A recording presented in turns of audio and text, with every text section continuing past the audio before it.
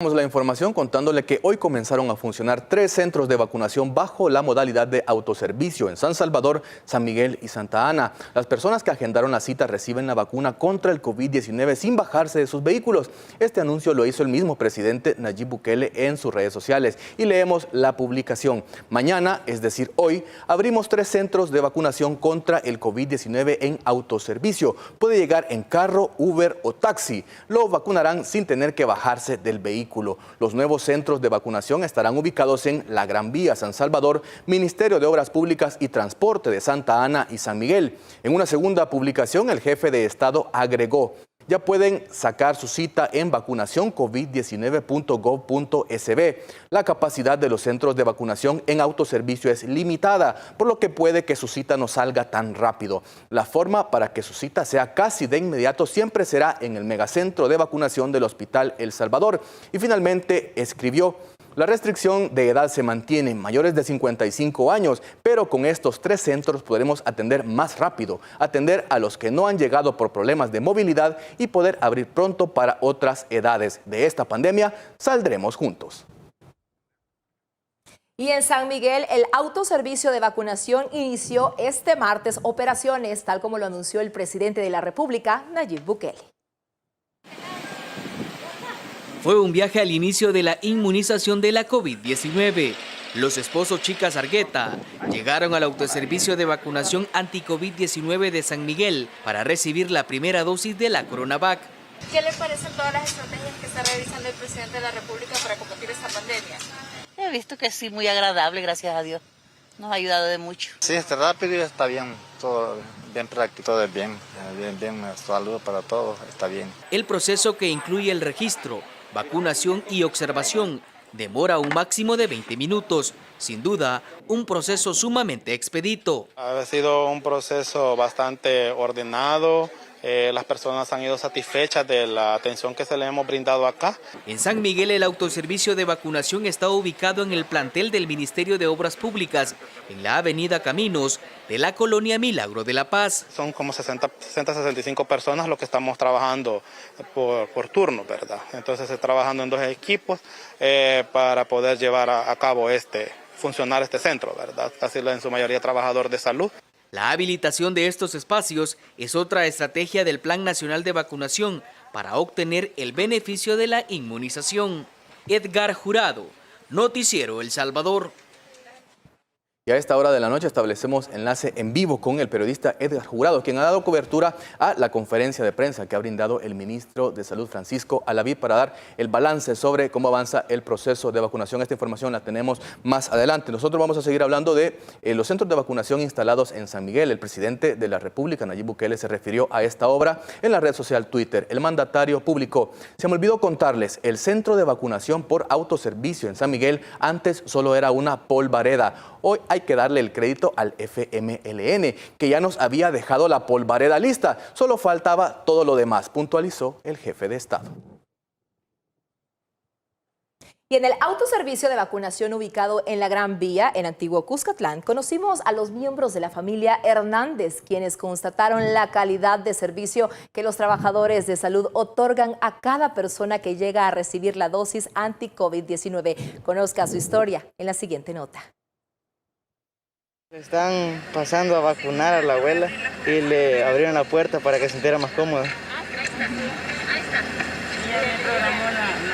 Los nietos de María Hernández documentaron todo el proceso de vacunación. A ella le estaban poniendo la inyección.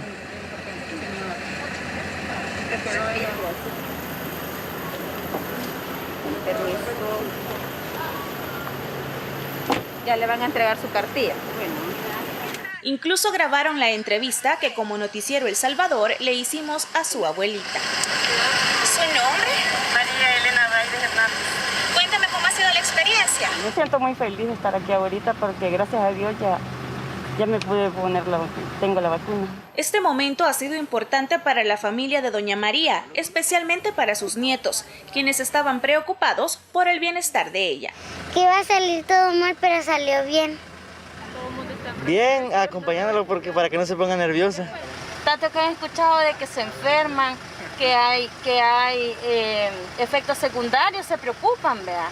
Pero hoy vieron de que todo, vea, es distinto. Dayana hizo un llamado a los adultos mayores para que se acerquen a los diferentes centros de vacunación. Que invitar a todos los abuelitos a que vengan a vacunarse. En el Facebook lo vamos a subir. En cada autoservicio de vacunación se prevé la aplicación de 300 dosis anti-COVID-19 por día. Estos se suman a los 162 puntos a nivel nacional y al megacentro del Hospital El Salvador. De esta manera, la estrategia de vacunación continúa ampliándose en el país hasta alcanzar la meta de inmunizar a 4.5 millones de salvadoreños. Lorena Martínez, Noticiero El Salvador. Y el tercer punto de autovacunación ha sido instalado en el municipio de Santa Ana, una acción novedosa que ha permitido ampliar el proceso de inmunización contra el coronavirus.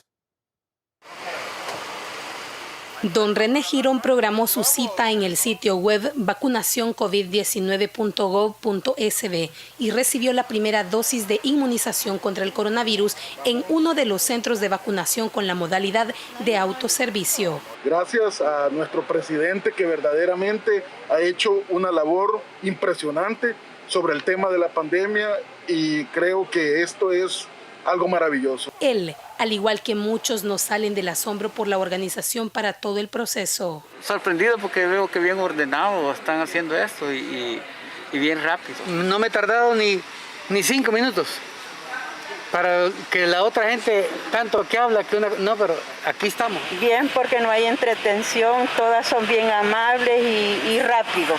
Gracias al gobierno, le digo, que ha puesto todo lo fácil para todos, para que nosotros nos sintamos mejor. Bueno, yo considero que ha sido bastante bueno, muy rápido y muy diligente, la verdad. De igual manera, el resto de santanecos llegaron hasta el plantel del Ministerio de Obras Públicas y Transporte para atender el llamado del presidente Nayib Bukele. Pues todos alegres, más que todo nosotros trabajamos en la rama de farmacia, nos tomaron en cuenta y muy agradecidos por eso también. En primer lugar, agradecer al presidente por esta nueva modalidad, estarle ayudando a la ciudadanía. Claudia Chicas, Noticiero El Salvador. Y una nueva jornada de inmunización se llevó a cabo en el megacentro de vacunación, donde diariamente llegan miles de salvadoreños para aplicarse la primera dosis del fármaco contra el COVID-19. Este es el único lugar en la región donde se tiene la capacidad de vacunar hasta 10,000 personas por día. Casi 3 semanas han transcurrido desde que el gobierno inauguró el megacentro de vacunación.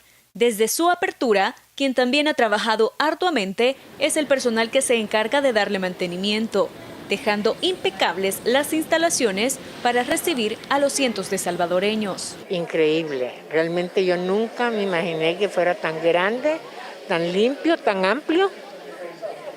Y la atención tanto de los señores que me trajeron en la silla, que le dije que me sentía más vieja. Con desinfectante y trapeador en mano, cada uno limpia diferentes zonas, con el único propósito de brindar servicios de calidad a los usuarios, quienes sin duda se dan cuenta del esfuerzo que el personal realiza. Veo que está todo muy bien aseado, muy bien hecho, pues yo agradecido con cada uno de ellos, sea desde el primero que hace limpieza o el que abre o el que sea, el que forma parte de este equipo, es un equipo muy bien elaborado. Cabe destacar que el megacentro de vacunación tiene la capacidad de recibir diariamente a 10,000 personas y pese a la afluencia, las instalaciones por dentro y por fuera permanecen limpias en todo momento. Excelente, bastante limpio, no se ve basura, al entrar está bien limpio y una buena atención. Está bien bonito, la atención es una atención que no se puede ni explicar porque está bien ordenado, todo bien bonito.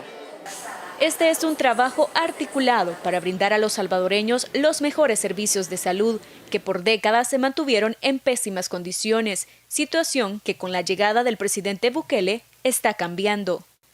Ana Yancy Ábrego, Noticiero El Salvador.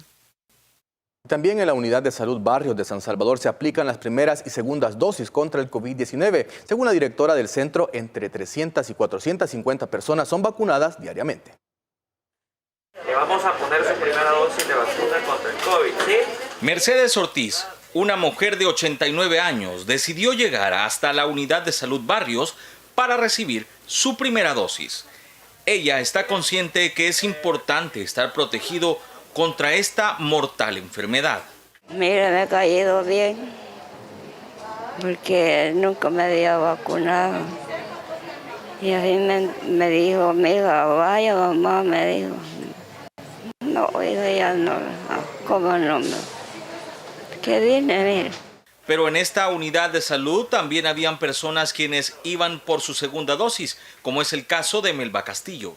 Y ahora no es que no nos va a dar, pero ya es menos, con menor intensidad que como al principio. Y ya empezamos a atender, como ustedes ya sabrán, a personas del grupo de 55 años que presentan comorbilidades y que están siendo citadas.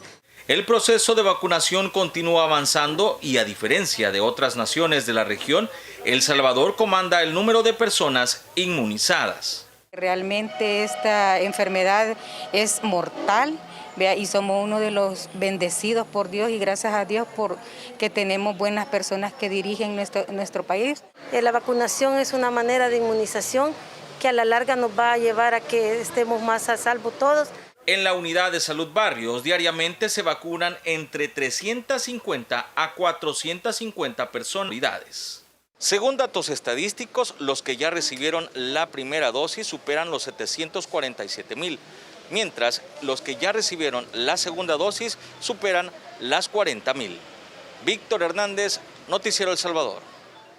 Y por cierto, medios internacionales destacan que El Salvador es el líder en la región que más vacunas ha aplicado desde el pasado 17 de febrero, que inició el Plan Nacional de Vacunación. El país se encuentra por encima de Panamá, Belice, Costa Rica, Guatemala, Nicaragua y Honduras. Todos estos países viven situaciones críticas que han obligado a implementar medidas más drásticas. En las publicaciones se lee: El Salvador, conocido como popularmente el pulgarcito de Centroamérica, está dando cátedra al resto de países de la región en cuanto a la inmunización de su población ante la pandemia del COVID-19. Hasta la fecha, nuestro país contabiliza 788,173 personas inmunizadas. El total de vacunas adquiridas con fondos propios y mediante el programa COVAX es de más de 1,850,000.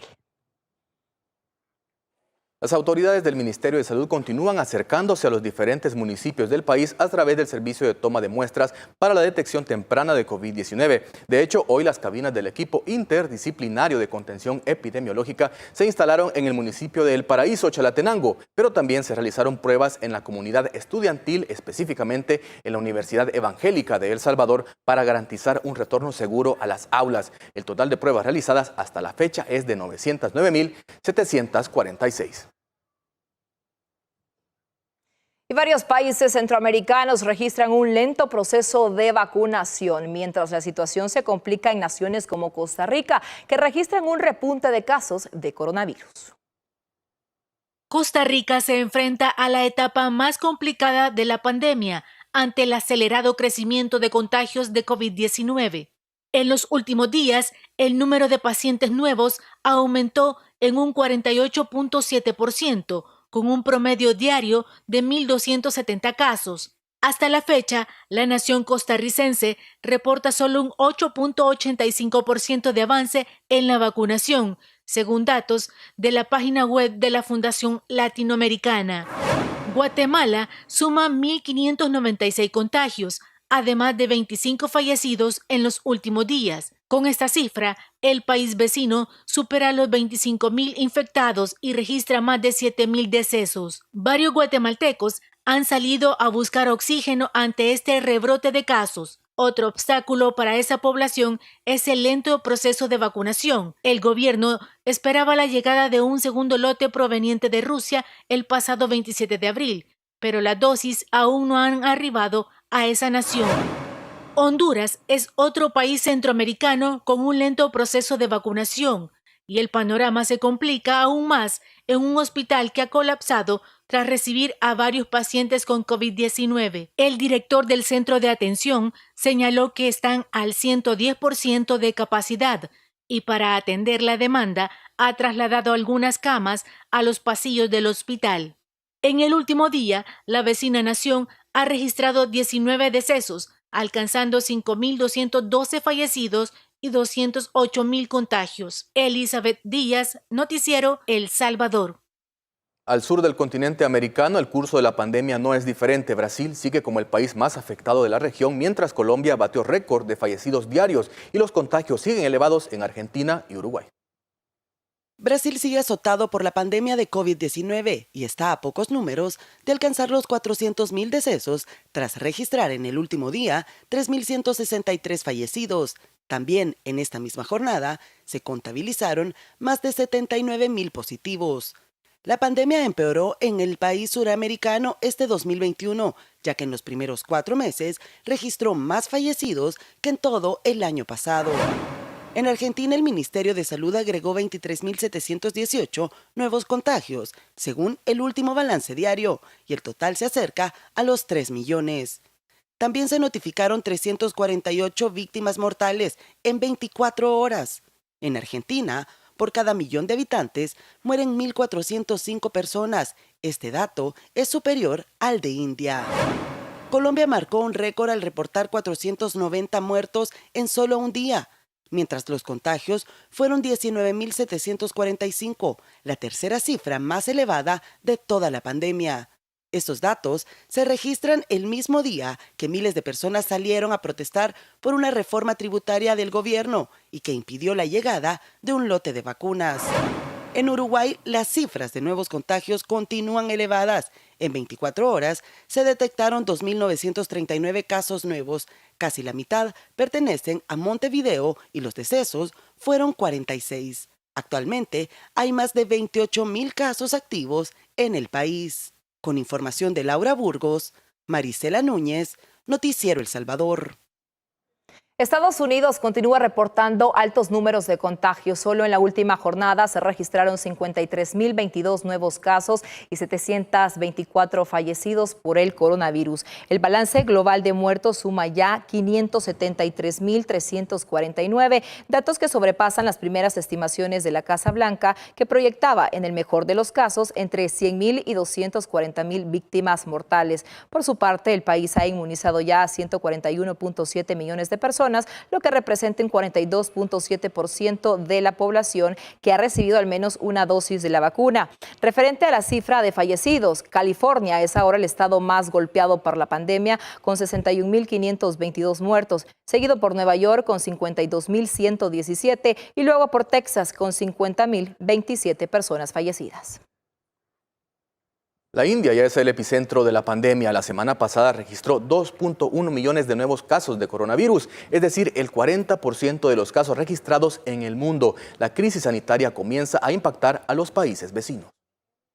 India volvió a marcar una cifra máxima de contagios diarios de COVID-19 con 360.000 nuevos casos. Los decesos también superaron por primera vez los 3.000 y el total ascendió a 200.000 desde que llegó la enfermedad a este país. La situación sanitaria es extremadamente crítica. Incluso la leña para cremar los cuerpos de los fallecidos se ha agotado y se les ha solicitado a las familias que lleven su propio combustible. En los hospitales de la capital en Nueva Delhi, los pacientes están falleciendo por falta de suministro de oxígeno. Además, ya no quedan camas en las unidades de cuidados intensivos, por lo que han comenzado a rechazar pacientes. Y por si la afectación de la enfermedad fuera poco, un terremoto de magnitud 6.2 se registró en la nación ubicada al sur del continente asiático, causando serios daños en la infraestructura. Por otra parte, la crisis sanitaria comienza a impactar a los países vecinos. Pakistán notificó más de 200 muertos en el último día. Esta es la primera vez que se alcanza esta cifra, y los nuevos contagios fueron más de 5.000. El primer ministro ha advertido que el país podría experimentar una situación similar a la de India. Y en Nepal hay un aumento de infecciones relacionadas a la variante que afecta a India. Mientras que en Irán, el presidente Hassan Rouhani advirtió que el país tendrá un gran problema si esta variante llega a su territorio. Laura Burgos, Noticiero El Salvador. El continente europeo tampoco se salva de experimentar cifras altas de nuevos contagios y hospitalizaciones por COVID-19. Conozcamos lo que sucede en Alemania, Francia, Italia y España. En Alemania, las autoridades de salud confirmaron 22.231 nuevas infecciones en el último día y los decesos fueron más de 300. La incidencia semanal por millón de habitantes continúa por encima de los 100 casos. Por ello, se sigue aplicando medidas como el toque de queda entre las 10 de la noche y las 5 de la mañana. En Francia, la presión hospitalaria no cede. A nivel nacional, 29.911 personas están ingresadas por la COVID-19, mientras que 5.879 están en cuidados intensivos. Además, en 24 horas, 324 personas fallecieron y más de 30.000 contrajeron la enfermedad.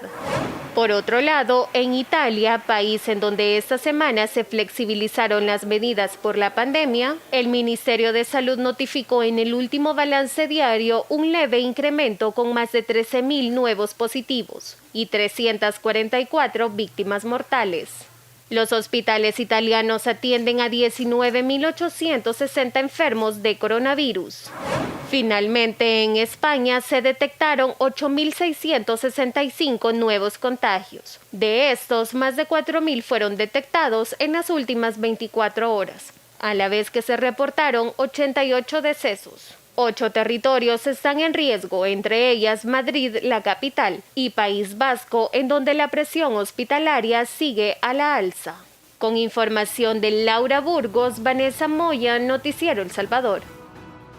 Y a esta hora de la noche recibimos nuestra señal en vivo. Nos enlazamos con el periodista Edgar Jurado, quien ha dado cobertura a una conferencia de prensa que ha brindado el ministro de Salud, Francisco Alaví, que ha brindado un balance del proceso de vacunación y también todo lo relacionado con el combate a esta enfermedad. Buenas noches, Edgar, te escuchamos. Buenas noches, Armando y amigos televidentes. Y mientras otros países del mundo pues sufren el embate de la pandemia COVID-19 y ven incluso colapsados o al borde del colapso sus sistemas de salud, en El Salvador el Plan Nacional de Vacunación sigue en marcha, y es que de acuerdo con el ministro de Salud Francisco Alaví, el país se acerca al 1.000.000 de dosis aplicadas contra la COVID-19. Él ha detallado que estamos ya superando las 800.000 personas vacunadas contra este mortal virus. Escuchemos. El hecho de que a la fecha la estrategia de vacunación es congruente con la estrategia de casos confirmados. ¿Y eso qué quiere decir? Si nosotros tenemos una cantidad limitada de casos confirmados, eso quiere decir que existe una población susceptible alta, y para poder garantizarle la seguridad de esa población susceptible alta, debemos avanzar en el proceso de vacunación ante el COVID-19 y darle esa protección. A la fecha llevamos ya, se estarán completando más de 800.000 vacunados. En El Salvador es muy importante, esta es la cifra del día de ayer. Estamos ahorita consolidando ya el de este día, que se suman esos 162 puntos de vacunación, más el megacentro de vacunación, más los 3 centros de vacunación en modalidad de autoservicio, con lo cual por este momento estamos ya superando las 800.000 salvadoreños vacunados.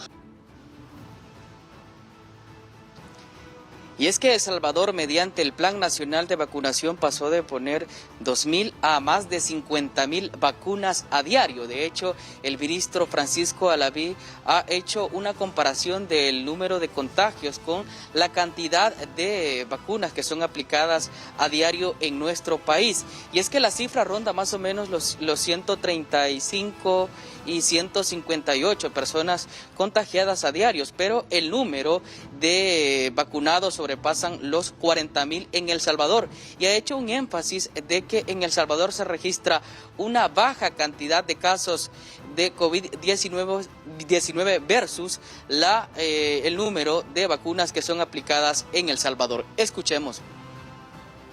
Luego observamos cómo el periodo de las festividades de fin de año pues conlleva también a un incremento de la cantidad de casos. Eso sucedió a nivel internacional, sin embargo nunca alcanzó la cantidad de casos que se observó en el momento más álgido de la pandemia en nuestro país.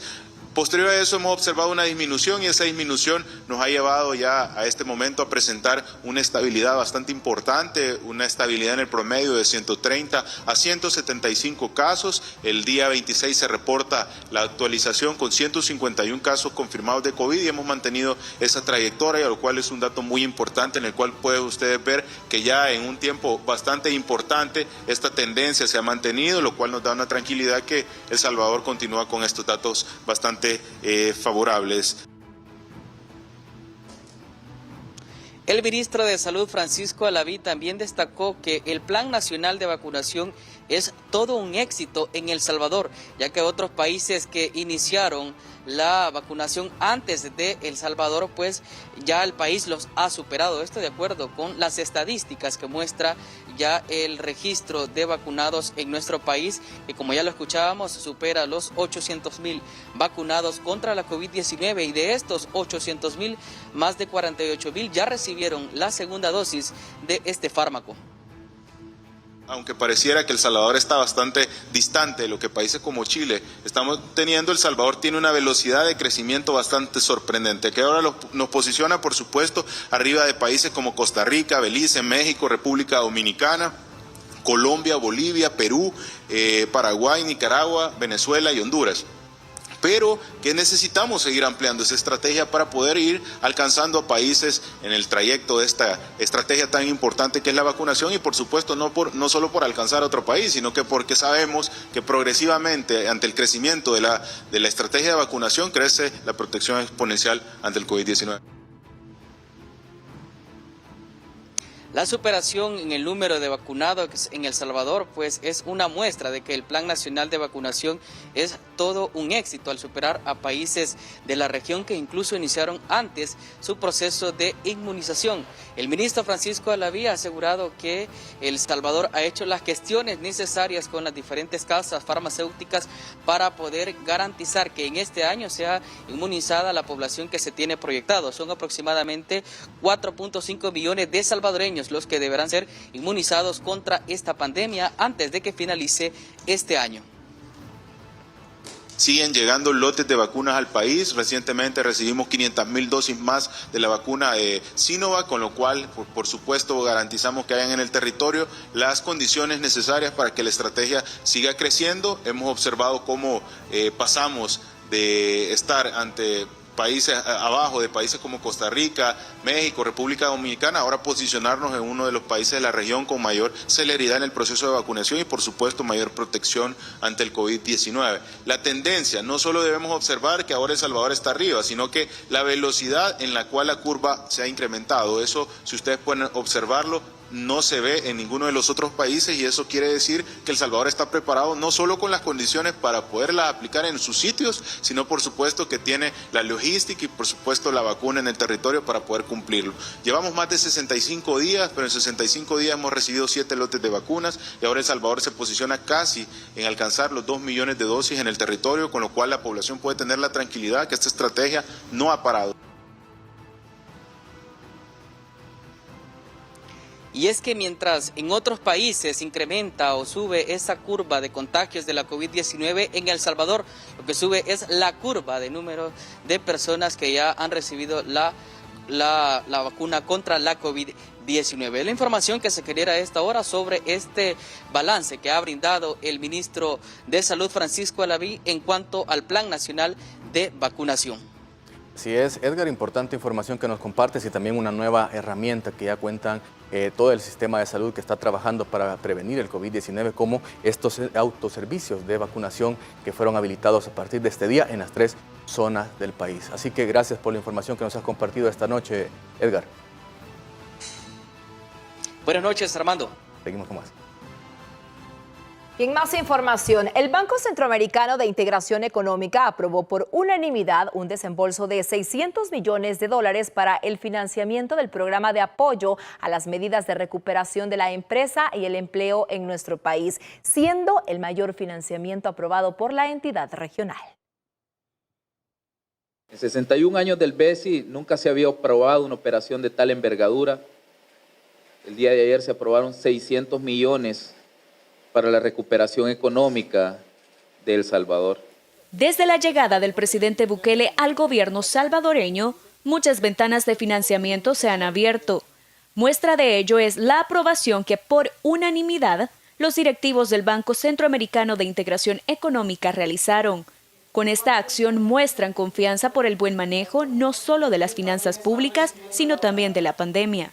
Es un plazo total de 20 años, que incluye 5 años de gracia a una tasa de interés anual indicativa de 2.5%. Es decir, sumamente concesional.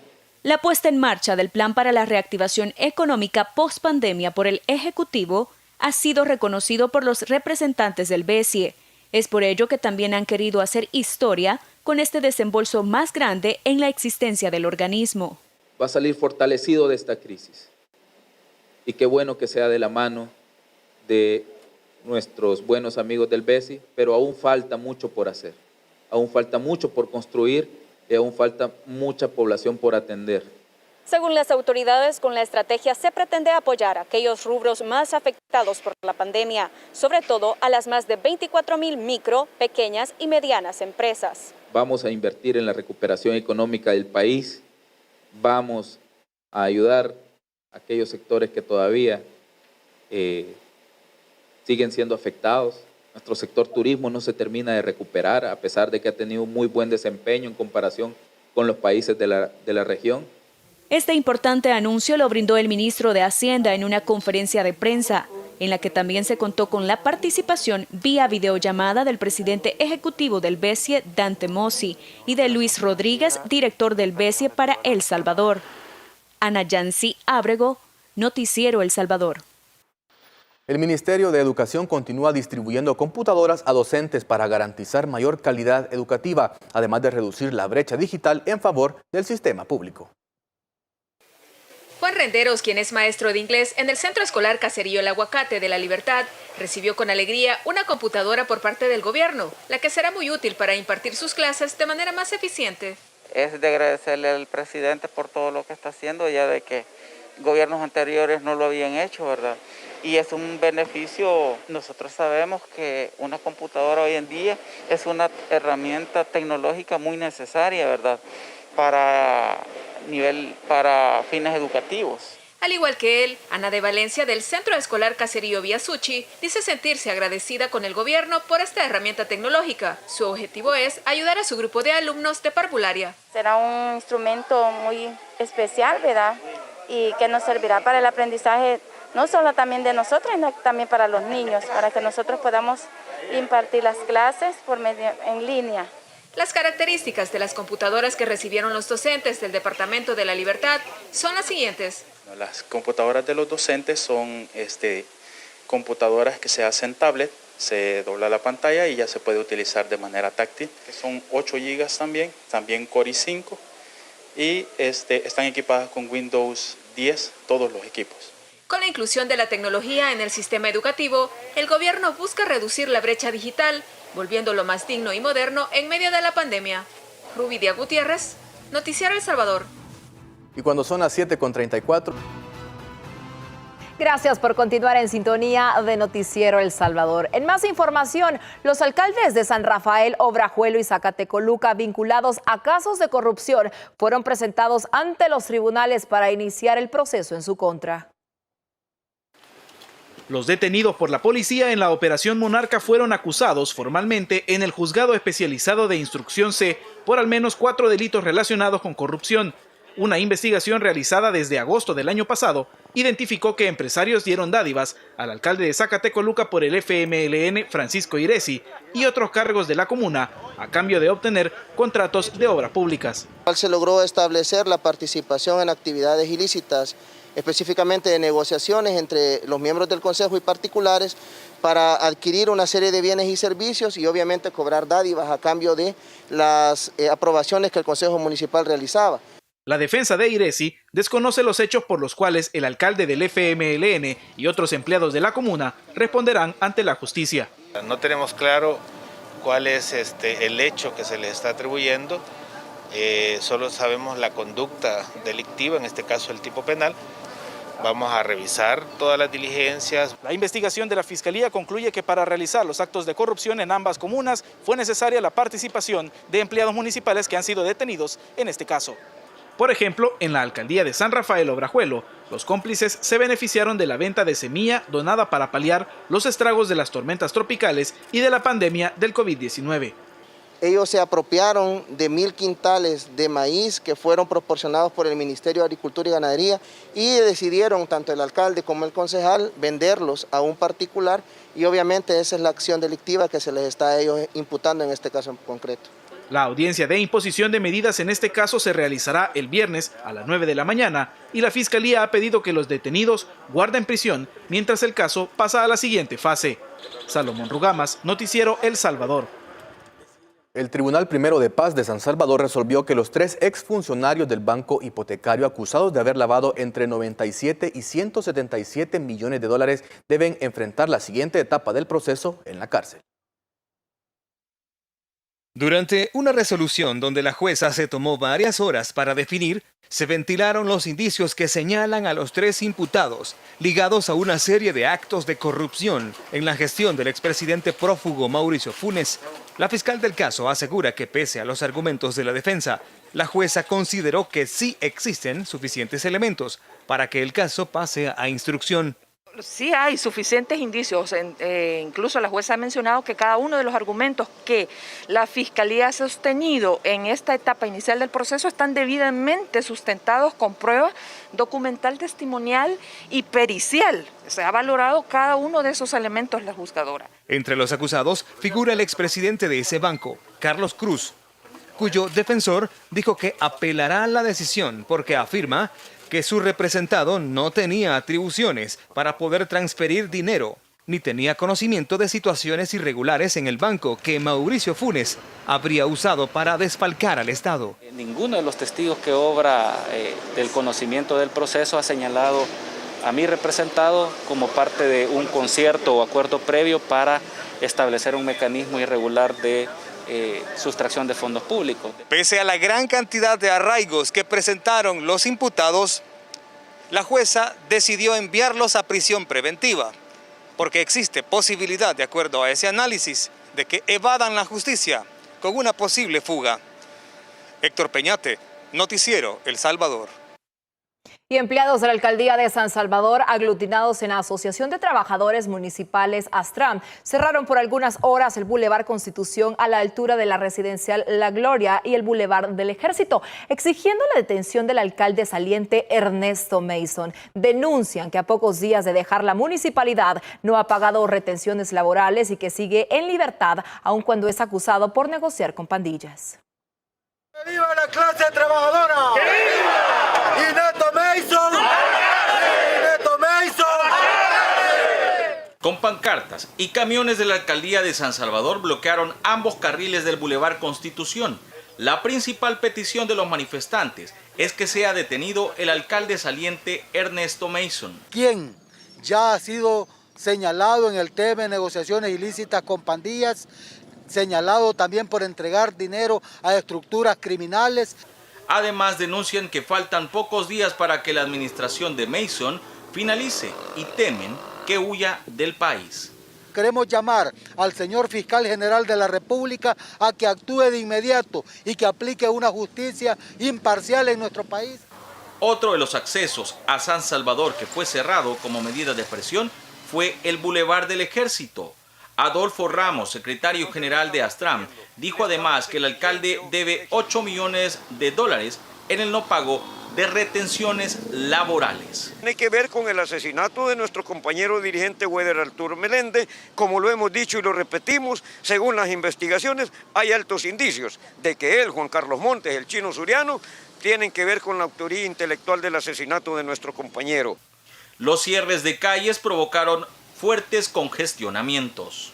Luego de algunas horas del cierre, los pasos fueron habilitados en los diferentes puntos de acceso a San Salvador. Víctor Hernández, Noticiero El Salvador. El ministro de Trabajo, Rolando Castro, lamentó las violaciones de derechos laborales de las que han sido víctimas los trabajadores municipales de la alcaldía de San Salvador.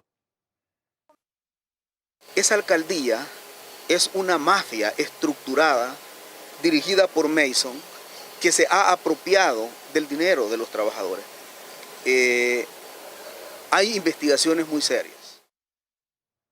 La situación en la alcaldía de Santa Tecla se agudiza. La reducción de labores continúa ante la falta del pago de salario a los trabajadores. Los empleados denuncian que hasta el momento solo han pagado a cierto grupo, ha llegado el alcalde Roberto Dawison. Si lo que queremos es que nos depositen el salario. Mire, Marina, nosotros queremos estar seguros también para hacer presencia pues ahí en el lugar. Este es el momento en que uno de los pagadores de la alcaldía de Santa Tecla sigue dándole largas para no cancelar los salarios a los empleados. Denuncian que el alcalde solo ha pagado a coroneles del CAM, directores y puestos medios cercanos al jefe municipal saliente. Además, dicen que han aprobado $200,000 para el pago de indemnizaciones, mientras que ellos siguen sin recibir un centavo. Lo que pasa es que es un capricho de parte de esta administración de no quererle cancelar a los trabajadores. La mayoría tenemos deudas y la falta del pago, pues obviamente nos afecta. Dicen que la administración de 2 periodos de Roberto Dawison ha sido un caos y que solo se ha beneficiado personal afín al alcalde, como por ejemplo la jefa de recursos humanos, que recibe un jugoso salario y otras prestaciones. Le pagan 400, le dan 400 de viáticos por representación y gana $2,000. Los manifestantes piden que renuncie a su nuevo cargo, y es que para el próximo periodo Roberto Dawison pasará de ser alcalde a ser concejal. Después de que tiene toda su familia aquí, todavía se va a quedar siguiéndole robando al pueblo como concejal. Sostienen que no desistirán de las medidas de presión hasta recibir su salario. Víctor Hernández, Noticiero El Salvador. Los problemas económicos en diferentes municipalidades siguen saliendo a la luz. Esta vez, empleados de Cuyultitán en el departamento de La Paz exponen el retraso en el pago de salarios y retenciones laborales que no han sido transferidas. No han recibido su salario. Son 45 empleados de la alcaldía de Cuyultitán en el departamento de La Paz, a quienes el Consejo Municipal saliente les ha retrasado el pago del mes de abril, situación que los ha llevado a manifestarse y suspender labores. Porque nosotros hemos trabajado con el señor alcalde, pues, y por lógica, pues tendría que pagarlos. Nosotros tenemos necesidades, muchos de mis compañeros vivimos de un sueldo, el cual, pues, por lo cual se trabaja, y eso es lo que pedimos. La situación se complica al conocer que de 8 de 9 años de administración de Arena a muchos empleados no les fueron canceladas sus retenciones laborales. Desde el año 2014 a mí y bueno, y a la mayoría de compañeros desde el 2014 se nos deben las aportaciones, las cotizaciones a las AFP. Los cuestionamientos son justificados por el tesorero de la alcaldía, que detalló las deudas que darán en actas y se pagará a planilla solamente a quienes están contratados con fondos propios. Yo ahorita estoy haciendo gestiones para pagar lo que son fondos propios, que son los que ingresan con lo poco que nosotros contamos, para poder pagar la planilla. Todo lo que es deuda yo la voy a dejar en actas. Entonces van a quedar en actas porque es una deuda institucional, ¿verdad? No es personal, no es mía, no es del alcalde. No es... Que se lo solucione en la actualidad, no que le estén dejando actas firmadas a la nueva alcaldesa, porque quienes han agarrado el dinero son ellos. Los empleados aseguran que continuarán con esta medida de paralización de labores hasta que la actual administración brinde una respuesta o llegue el nuevo Consejo Municipal. Marisela Núñez, Noticiero El Salvador. Y pese a que finalizan funciones el próximo viernes, la mayoría de diputados de la Asamblea Legislativa no se presentaron a sus labores este miércoles. Veamos a continuación lo que uno de nuestros equipos constató en este órgano de Estado.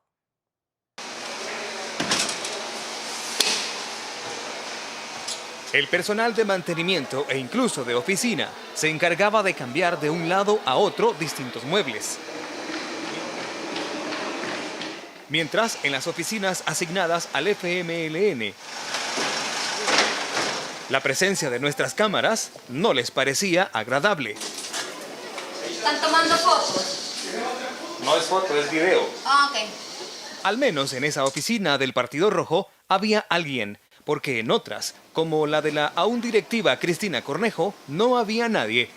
Así también, donde se supone deben estar los diputados suplentes de ese mismo partido.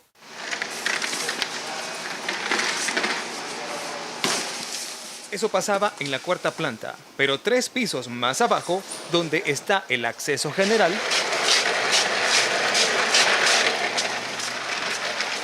los movimientos continuaban. Incluso, de a poco, era desmontada una galería de pinturas y dibujos en el pasillo principal.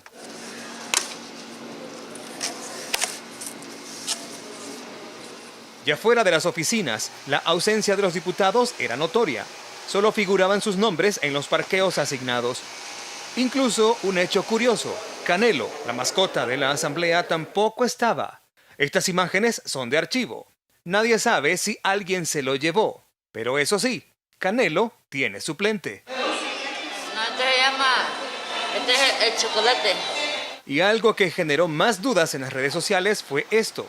Empleados de mantenimiento sacaron algunas curules antiguas que tenían en bodega.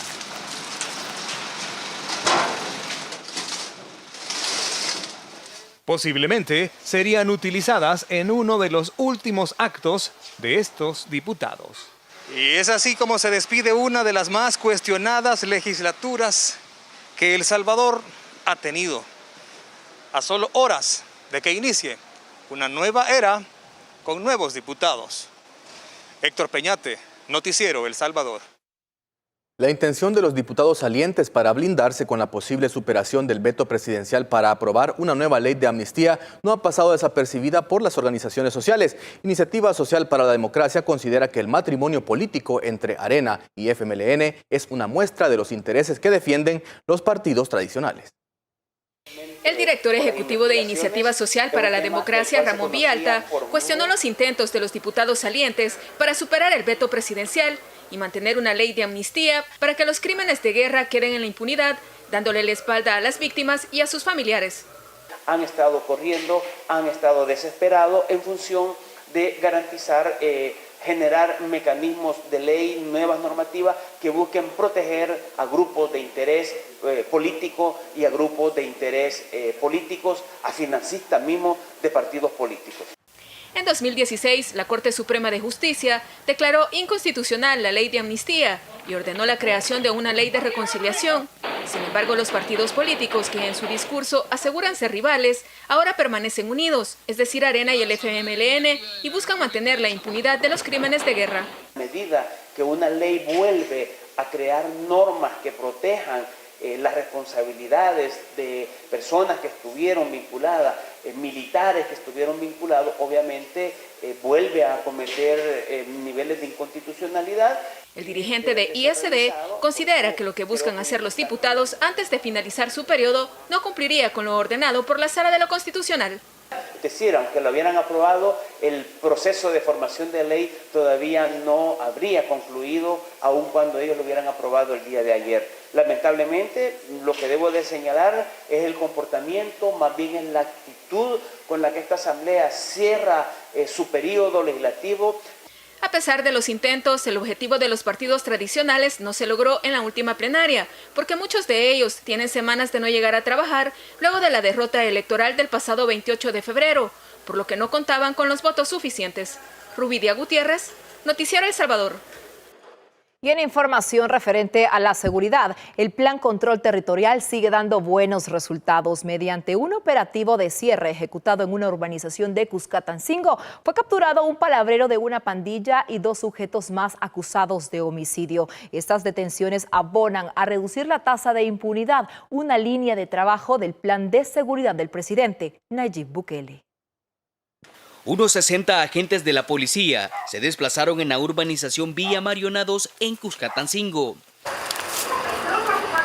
Minutos después de haber iniciado el operativo, fue detenido Nelson Hueso Rodríguez, palabrero de la pandilla que operaba en la zona y acusado de extorsión. Este sujeto gira todas las órdenes a los diferentes homeboys que tiene y miembros de la estructura que tiene en los sectores antes mencionados y cometen diferentes hechos delictivos que van desde homicidio, extorsión, robos y otro tipo de delitos graves. Este tipo de operativos permite reducir la tasa de impunidad en los delitos, una de las nuevas visiones del Plan Control Territorial. Por ejemplo, con la captura de Eduardo Figueroa y Daniel Méndez, se estaría resolviendo el asesinato de un motorista del transporte público de pasajeros. Estos sujetos están perfilados como miembros de la pandilla 18R y cometieron un homicidio en perjuicio del señor Luis Alidio Flores Quintanilla, un señor que se dedicaba, era motorista del transporte colectivo, específicamente de la ruta 30B. La intervención policial, que incluye registros preventivos, controles vehiculares, entre otras medidas, son avaladas por la población. Todo está perfecto, pues magnífico, para que haya más seguridad y todo. ¿Se siente más seguro? Sí. Este despliegue policial se mantendrá por las próximas 48 horas para continuar la disminución de los índices de criminalidad. Este tipo de operativo forma parte del Plan Control Territorial, que ha permitido una reducción histórica en delitos como los homicidios. Edgar Jurado, Noticiero El Salvador. El director de la Policía Nacional Civil informó que se mantiene el operativo en los municipios de Ciudad Delgado, Cuscatancingo y Mexicanos, principalmente en la colonia Villa Mariona, donde los habitantes de la zona realizaron una petición de apoyo y presencia policial. La respuesta de la institución encargada de la seguridad pública ha sido contundente para garantizar la tranquilidad de los salvadoreños, reforzando la operatividad y patrullaje, por lo que ya se tienen los primeros resultados. El resultado que tenemos es la captura de dos criminales con algún nivel de autoridad dentro de la estructura criminal de palabrero y de gatillero, y estos están siendo puestos a disposición del Ministerio Público, en este caso la Fiscalía y el órgano judicial. Esos son los resultados que podemos informar. Durante la madrugada de este miércoles, la Policía Nacional Civil realizó un operativo en la urbanización Nuevo Lourdes para capturar a miembros de pandillas involucrados en varios homicidios. Cerca de la 1:30 de la mañana de este miércoles, 62 elementos de la Policía Nacional Civil y 20 de la Fuerza Armada participaron de un operativo que se desarrolló de manera simultánea en varios puntos del Departamento de la Libertad. Uno de ellos fue la urbanización Nuevo Lourdes en el municipio del mismo nombre. Las primeras 3 capturas están relacionadas al caso del asesinato de 2 jóvenes repartidores de comida rápida ocurrido el 27 de noviembre del año pasado. La primera se trata de Luis Eduardo Cruz alias Luigi, quien es el segundo al mando dentro de una estructura de 11 sujetos implicados en este caso. De los responsables de haber desaparecido y asesinado a 2 trabajadores de comida rápida que en este lugar fueron desaparecidos el día de noviembre, en fecha 27 de noviembre del año recién pasado, y en la cual tanto la Fiscalía como la Policía hemos venido desarrollando diferentes actuaciones de investigación criminal. Pudimos obtener también varias evidencias incautadas pertenecientes a las víctimas, como es la motocicleta, que fue encontrada también en este sector el día 30 de noviembre. Continuamos con las diligencias de investigación, con la búsqueda de las víctimas, y es así que el día 23 de enero procedimos a la localización en la finca Limón de ambas víctimas, las cuales al hacer el peritaje correspondiente de ADN resultaron ser positivas. El segundo es Fernando Antonio Aguilar Guillén, alias Macano, quien durante el operativo intentó huir de la zona mientras se conducía en un vehículo. Sin embargo, elementos policiales le dieron alcance logrando su detención. Tiene una participación directa también en el asesinato de los 2 jóvenes del caso Chinawood. Fue capturado cuando huía del operativo y logramos pues darle alcance con nuestras unidades y pues lo tenemos ya a este momento ya bajo custodia. Y la tercera es la madre de alias Macano. Se trata de Maritza Carolina Guillén, a quien en su lugar de residencia le fue encontrada un arma de fuego 9 milímetros que se presume ayudó a esconder a su hijo. Las detenciones se realizaron por orden administrativa de la Fiscalía General de la República. Todos son miembros activos de la pandilla 18 Revolucionarios y las acusaciones que enfrentarán son por los delitos de homicidio agravado y de desaparición de personas, además de la tenencia y portación ilegal de arma de fuego. Daniel García, Noticiero El Salvador. Y en otro tema, las autoridades de Educación y Turismo, en cooperación con Fomilenio 2, inauguraron un moderno centro educativo en la isla Zacatillo, departamento de La Unión. La inversión asciende a $2.3 millones. En lancha, Así como se trasladan a diario muchos de los niños y jóvenes a estudiar. Así llegaron la ministra de Educación Carla Ananía y la de Turismo Morena Valdés a la inauguración del complejo educativo ubicado en la isla Zacatillo, en el departamento de La Unión. Aquí la especialidad del bachillerato es el turismo de aventura. Como ustedes pudieron ver, tenemos los kayaks, los niños están siendo entrenados en ese deporte y tenemos también el montañismo. Ya los jóvenes desde aquí van a salir preparados para poder optar a un empleo, para una turoperadora o sería turístico o para trabajar en una empresa turística propia. La escuela fue prácticamente reconstruida en su totalidad, con una inversión de $2.3 millones provenientes de la Corporación Reto del Milenio. De lo que se trata principalmente es de mejorar la calidad de la educación y que esta educación sea pertinente para poder aprovechar, decíamos, no solamente los talentos y las capacidades de las personas, sino que también todas esas oportunidades que hay en los alrededores. El centro educativo formará parte de un sistema integrado que contempla la construcción de 4 escuelas más en las zonas aledañas. Nos sentimos bien afortunados de tener esta oportunidad porque no a cualquiera persona le dan estas oportunidades de estar aquí con esta nueva escuela. La escuela no era muy amplia para atender a suficiente personal, pero ahora sí ha quedado suficiente para bastar yo creo que a las islas vecinas. En la escuela además fueron construidos modernos laboratorios y biblioteca con acceso a internet. Con información de Isabel Ramos, Edgar Jurado, Noticiero El Salvador. Con esta información llegamos al final de Noticiero El Salvador. Muchísimas gracias, familia salvadoreña, por habernos acompañado. Gracias también a quienes se conectaron a través de nuestras diversas plataformas digitales y también a quienes nos escucharon a través de Radio El Salvador. Armando. Nosotros lo invitamos también a que permanezca en sintonía, ya que luego de la pausa viene la entrevista con Armando Godoy. Buenas noches. Buenas noches, bienvenidos al espacio de la entrevista. Les saluda Armando Godoy en este miércoles 28 de abril del 2021. Es un gusto que nos pueda estar acompañando siempre a través de la señal de Canal 10 y por supuesto a través de diferentes vías. Estamos a través de Radio El Salvador 96.9 y por supuesto estamos a través de nuestras plataformas de redes sociales. Sobre todo un cordial saludo para los hermanos salvadoreños que nos ven desde las plataformas de Twitter, Facebook, también fuera de nuestras fronteras, además en vivo desde YouTube. Hoy vamos a estar hablando sobre todo el tema de la Hacienda Pública y por eso está con nosotros y quiero darle la bienvenida esta noche a mi invitado, el ministro de Hacienda, Alejandro Zelaya, a quien le damos la bienvenida. Muy buenas noches, Armando. Muy buenas noches también a todos los televidentes que a esta hora se informan a través de Noticiero El Salvador y este espacio de entrevistas. Pues nuevamente con temas hacendarios, temas que, como yo siempre digo, nos deben de preocupar y deben de ser de la atención de todos los salvadoreños porque son los fondos a los que todos contribuimos, ¿no?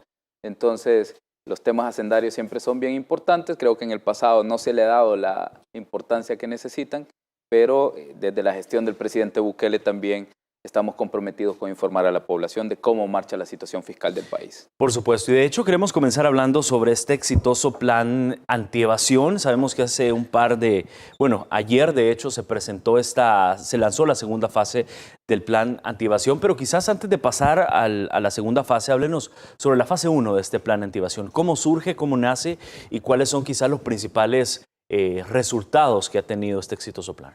Sí, Armando, haciendo un poco de antecedente, nosotros lanzamos el plan antievasión el 3 de octubre del año 2019. El presidente de la República apenas tenía 3 meses de haber asumido la presidencia de la República. Yo era viceministro de Ingreso en ese momento.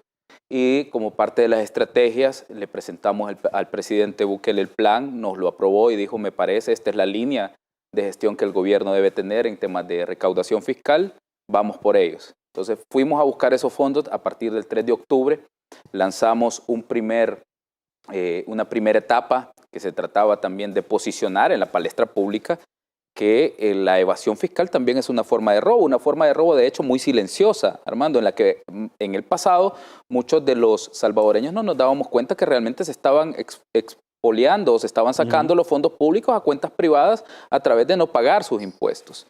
Entonces, muchos de los males que El Salvador tiene radican también en la evasión fiscal. ¿Por qué? Porque si no contribuimos a la evasión al fisco, evidentemente nos hacen falta fondos para comprar ambulancias, policías, para seguir reconstruyendo escuelas. Para hacer funcionar el Estado. Para hacer funcionar funcionar el Estado como tal, ¿no?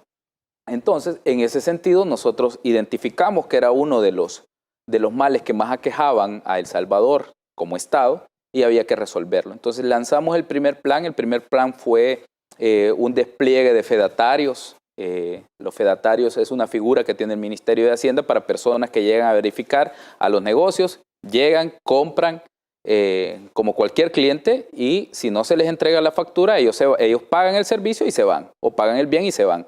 Luego regresan y al salir del establecimiento, se dicta el procedimiento, se muestra la credencial y le dice: yo soy el fedatario de la administración tributaria y usted no entregó factura y tiene una multa de $600. En ese valor pueden rondar las multas, ¿no? Entonces, ese fue nuestro primer despliegue para posicionar un primer componente que es la facturación, ¿no? Todos los salvadoreños estamos obligados a pedir nuestra factura cuando adquirimos un bien o un servicio. Después de eso, pasamos también a la persecución de la evasión fiscal que se va hacia los paraísos fiscales, ¿no? Entonces, nosotros inauguramos la unidad de repatriación de evasión fiscal. Es la única en su tipo en toda Latinoamérica. Es de verdad una innovación que desde el gobierno de la República nos enorgullece mucho, puesto que somos punta de lanza. Y ahora mismo que la crisis por COVID-19 desnudó todas las falencias que tenían los estados en asistencia sanitaria y económica a sus ciudadanos, todos los estados, incluidos organismos que en el pasado han sido muy liberales en temas impositivos para la economía, han dicho que la única forma de salir de esta crisis es ir a perseguir la evasión fiscal. Entonces le digo al presidente: mira, bueno, pareciera que nosotros tuvimos un sueño premonitorio y empezamos a implementar nuestra estrategia de persecución de la evasión fiscal mucho antes que los demás países. Así que, en total, esta primera fase del plan antievasión hemos recuperado 345 millones. 345 millones. También hemos presentado a la Fiscalía General de la República avisos por 71.2 millones. Son 87 avisos que todavía están pendientes. Yo vuelvo a hacer el llamado a la Fiscalía General de la República para que vayamos a trabajar en conjunto y recuperemos esos fondos que le pertenecen a todos los salvadoreños. Es la Dirección de Defensa de los Intereses del Estado la encargada de ir a enjuiciar a todos estos, yo no quiero llamarlos incluso empresarios, la verdad son evasores y ladrones, porque esos fondos le competían o le correspondían al Estado. Hay empresarios que pagan sus impuestos. No, de hecho la mayoría de empresarios en El Salvador son buenos empresarios. Yo he dicho en reiteradas ocasiones, nosotros no perseguimos empresarios, nosotros perseguimos evasores de impuestos. El empresario cumplido con sus tributos es nuestro mejor amigo. E inclusive, Armando, a los que han evadido impuestos, yo como ministro de Hacienda, a mí lo que me interesa es que paguen sus deudas. No quiero ver a nadie en la cárcel, no ganamos nada. Yo necesito ese empresario, desde la visión de ministro, ¿no? O sea, no es que yo mande al empresario ni nada, pero a mí ese empresario como Ministerio de Hacienda me sirve produciendo, generando riqueza para la economía, generando empleo y también pagando sus impuestos. Esa es la verdadera finalidad. No hay nada de malo en lucrarse o hacer un negocio, siempre y cuando esto se realice en el marco de la ley y se paguen todos los impuestos. De todos los casos que han presentado en esta primera fase del plan antievasión a la Fiscalía, ¿cuántos de ellos han sido ya judicializados o investigados? Solo para que el pueblo salvadoreño pueda tener un parámetro. Nosotros, fíjate que no tenemos una facultad de exigirle a la Fiscalía General de la República que nos remita, o no hay una obligación, perdón, de la Fiscalía General de la República de remitir un informe de los casos que se han diligenciado ante los juzgados. Sin embargo, aunque no está la obligación en materia legal, nosotros hemos solicitado, pero no se nos ha dicho. Hemos visto en los medios y algunos casos en los que nosotros hemos participado también en conjunto con ellos, porque luego nos han mandado a llamar, pero solo damos cuenta de 3 casos de los 87 que hemos presentado. A falta de un informe, yo esperaría que tal vez la Dirección de Defensa de los Intereses del Estado en algún momento nos remita ese informe de cuántos casos se han diligenciado y en qué etapas se encuentran, para ver cómo nosotros también podemos apoyar. ¿Por qué? Porque, como te digo, a mí no me interesa tener un largo juicio y que al final de ese largo juicio hayan 4 o 5 empleados o personas presas. No es eso lo que perseguimos. Lo que nosotros perseguimos es que se cumpla con la obligación tributaria del pago. Es decir, nosotros no perseguimos personas, perseguimos actitudes. Esa actitud de evadir los impuestos no puede permitirse. Entonces, tenemos que irlo a corregir evidentemente por las vías judiciales, que es la última herramienta que nosotros tenemos y que no nos gusta usar. Claro. En esa primera fase también ustedes como Ministerio de Hacienda destinaron recursos, destinaron equipos informáticos para toda la fuerza operativa. Tal vez si podemos hacer memoria en la primera fase, ¿qué tipo de recursos se destinó para poder operativizar como tal este exitoso plan antievasión? Nosotros a través, el Ministerio de Hacienda tenía un crédito entrampado con el Banco Interamericano de Desarrollo por 32 millones. El crédito como tal se llama Fortalecimiento de la Administración Tributaria. En el pasado no se ejecutó básicamente que nada. En ese mismo programa de fortalecimiento de la administración tributaria está factura electrónica y otras innovaciones que estamos implementando, las unidades de inteligencia fiscal, la implementación de una unificación de datos entre aduanas y la Dirección General de Impuestos Internos. Entonces, este proyecto nosotros lo encontramos ahí parado, sin nada de ejecución.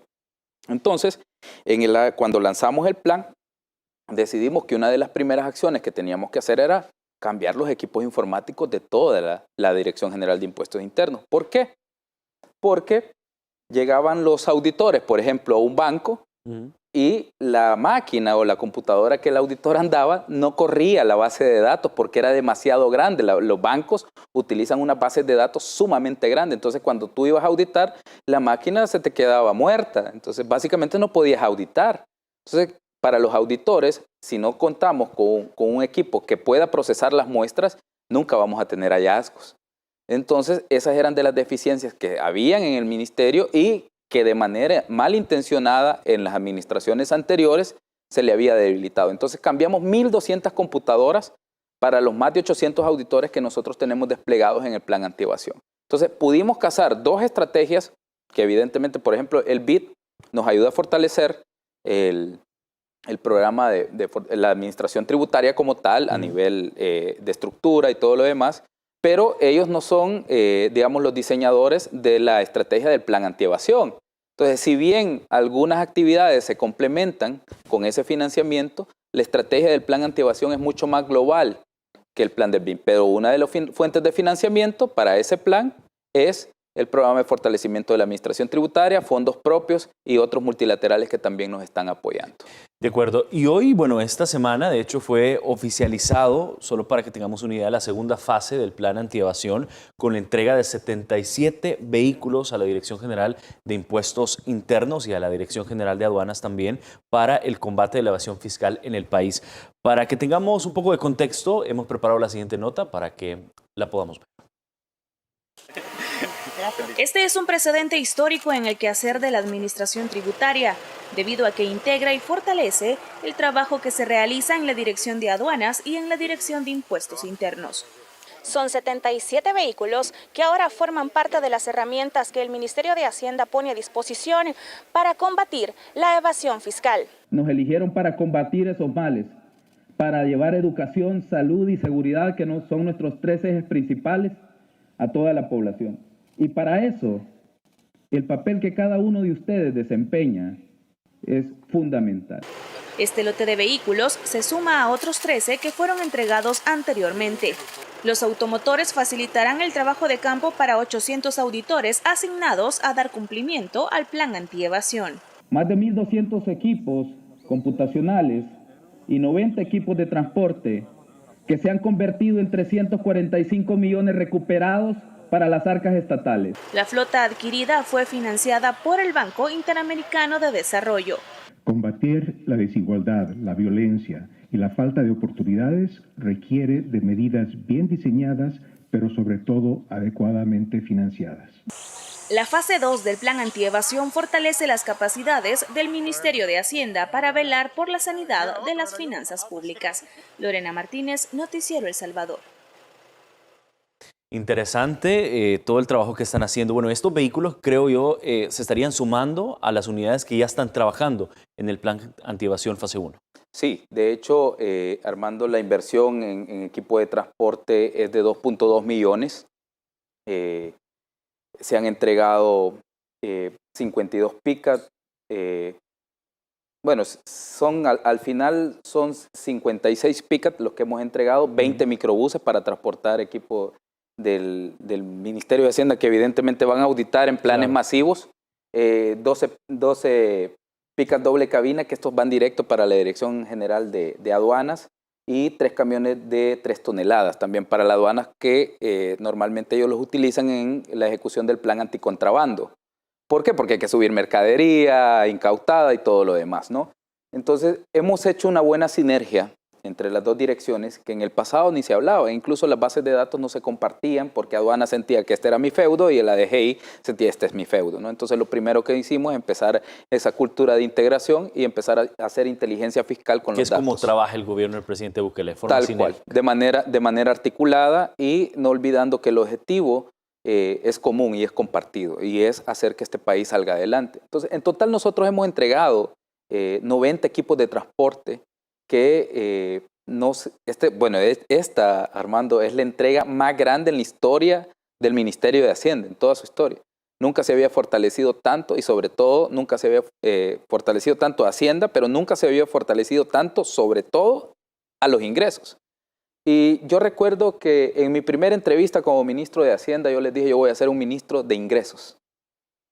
Alguien que vaya a apuntalar la estrategia de los ingresos. ¿Por qué? Porque los ministros anteriores han manejado al Ministerio de Hacienda como un ministerio que se encarga solo del gasto, pero habían descuidado la parte correcto, y justamente eso es lo que nos llevó a esa trampa de la deuda que se ha convertido en un círculo vicioso durante las gestiones anteriores en las que no se reduce la brecha presupuestaria de cada año y el índice de deuda respecto a PIB va en un crecimiento galopante. La única forma de reducir ese crecimiento galopante de la deuda y la brecha presupuestaria, evidentemente, es ir a perseguir la evasión fiscal. Entre 1.500 y 2.000 millones al año se pierden en este país. 2.000 millones. Entre 1.500 y 2.000 millones al año, es decir, casi un cuarto de un 25% del presupuesto general de la nación. ¿Qué hacer con ese dinero, ministro?